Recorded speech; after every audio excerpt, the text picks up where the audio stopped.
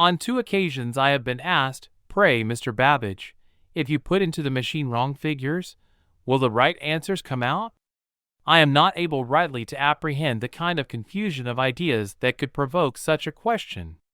At each increase of knowledge, as well as on the contrivance of every new tool, human labor becomes abridged. Errors using inadequate data are much less than those using no data at all. Perhaps it would be better for science that all criticism should be avowed. In mathematics we have long since drawn the rein and given over a hopeless race. The economy of human time is the next advantage of machinery and manufactures. The difference between a tool and a machine is not capable of very precise distinction, nor is it necessary, in a popular explanation of those terms, to limit very strictly their acceptation. Another mode of accumulating power arises from lifting a weight and then allowing it to fall. Another mode of accumulating power arises from lifting a weight and then allowing it to fall. It will be readily admitted that a degree conferred by an university ought to be a pledge to the public that he who holds it possesses a certain quantity of knowledge. That science has long been neglected and declining in England is not an opinion originating with me, but is shared by many, and has been expressed by higher authority than mine.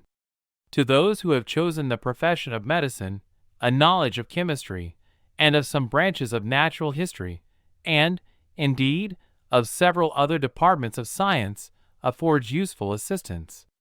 The fatigue produced on the muscles of the human frame does not altogether depend on the actual force employed in each effort, but partly on the frequency with which it is exerted. There are few circumstances which so strongly distinguish the philosopher as the calmness with which he can reply to criticisms he may think undeservedly severe. It is therefore not unreasonable to suppose that some portion of the neglect of science in England may be attributed to the system of education we pursue. A powerful attraction exists, therefore, to the promotion of a study and of duties of all others engrossing the time most completely, and which is less benefited than most others by any acquaintance with science.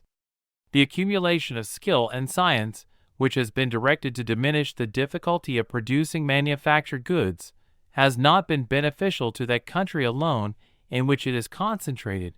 Distant kingdoms have participated in its advantages. A tool is usually more simple than a machine.